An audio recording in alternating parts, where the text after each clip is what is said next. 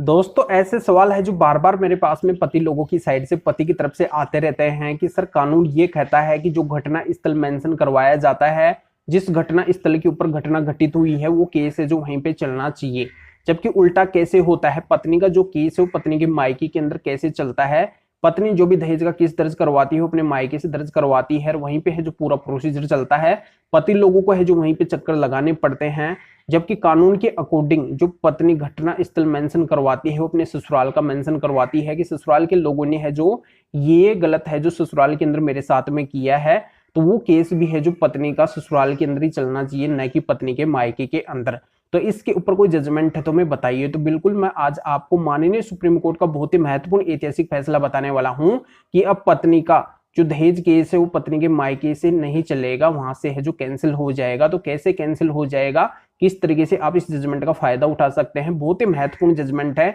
इसकी पूरी जानकारी मैं इस वीडियो के अंदर बताने वाला हूं। वीडियो बहुत ही महत्वपूर्ण है, इसलिए कहीं से भी स्किप नहीं करना है। ये आपका अपना चैनल है, इसको अगर आप अभी तक सब्सक्राइब नहीं करे हैं तो सब्सक्राइब करके बेल आइकन को अवश्य दबा दीजिए। तो चलिए शुरू करते हैं। तो वेलकम दोस्तों, मैं हूं आपका अपना एडवोकेट जितेंद्र। तो दोस्तों यहाँ पे मैं क्लियर कर देता हूं कि इस मामले के अंदर भी ऐसा ही होता है। पति का ये कहना होता है कि पत्नी मेरे साथ बेंगलोर के अंदर रही है और पत्नी का जो घटना स्थल है वो भी है जो बेंगलोर का लिखाया गया है, जबकि पत्नी अब मायके के अंदर रह रही है। तो यहाँ पे जब पत्नी का घटना स्थल ससुराल है, बेंगलोर है, तो फिर पत्नी मायके से यानी कि दिल्ली से है जो केस क्यों कर रही है, यानी कि वो मायका दिल्ली है तो मायके से है जो उसका दहेज का केस है जो नहीं चलना चाहिए, यहाँ से बेंगलोर से है जो उसका दहेज का केस चलना चाहिए। तो इसके ऊपर सुप्रीम कोर्ट का ये कहना होता है कि जब पत्नी के साथ में रियल में दहेज की घटना हुई है, उसके साथ में प्रताड़ना हुई है, उसके साथ में क्रूरल्टी हुई है, वहां से उसको मारपीट के घर से बाहर निकाल दिया है, यानी कि ससुराल में जब उसका रहने का ठिकाना है नहीं, तो जहाँ पे उसका रहने का ठिकाना है उसके मायके में अगर उसका निवास स्थान बना है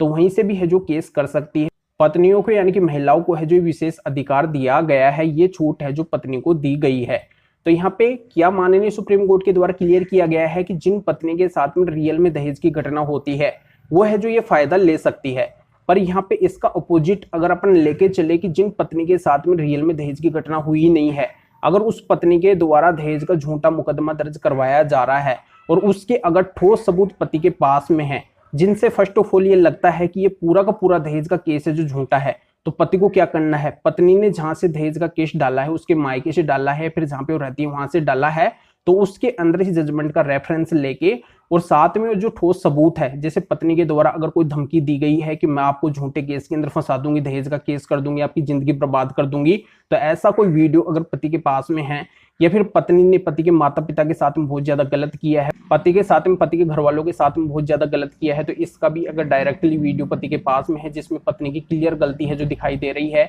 या फिर पत्नी एडल्ट्री के अंदर है, या फिर और कोई ठोस गलती का अगर सबूत पति के पास में है, तो उस ठोस सबूत को पति को लगाना है। तो आसान शब्दों में मैं आपको समझा देता हूं कि कुल मिलाकर पति को क्या करना है कि जब केस का स्टार्टिंग हो तभी है जो पति को जुरिडिक्शन बेस पे है जो एप्लीकेशन लगाना है, उस मामले को चैलेंज करना है कि ये मामला है जो झूठा है। पूरी तरह से पति अगर वहां पे स्टार्टिंग के अंदर ही साबित कर देते हैं तो इस जजमेंट के जरिए से है जो पति को फायदा मिल सकता है, क्योंकि ये जजमेंट जब भी काम करता है जब पत्नी के साथ में रियल में दहेज की घटना होती है। अन्यथा अगर पत्नी के साथ में ऐसा कुछ हुआ ही नहीं है, सबूतों से प्रतीत हो रहा है स्टार्टिंग के अंदर ही, तो पत्नी का केस है जो जुरिडिक्शन बेस पे स्टार्टिंग के अंदर है जो खारिज हो सकता है। मायके से जो पत्नी का दहेज का केस है जो नहीं चल सकता है। तो इस आधार से आपको जज साहब को स्टार्टिंग के अंदर ही है जो कन्विंस करना है, जैसे समझाना है, जिससे है जो आपको इस जजमेंट के जरिए से भी है जो फायदा मिल सकता है। जानकारी समझ में आ गई होगी तो आपको क्या करना है, वीडियो को लाइक करना है और शेयर भी करना है जो और लोगों तक ये जानकारी पहुंच सके। तो इस जजमेंट की डिटेल, इसका लिंक इस वीडियो को डिस्क्रिप्शन के अंदर दिया गया है। तो फिर आगे मिलेंगे आपसे नए टॉपिक के साथ में। आप सभी का बहुत बहुत धन्यवाद।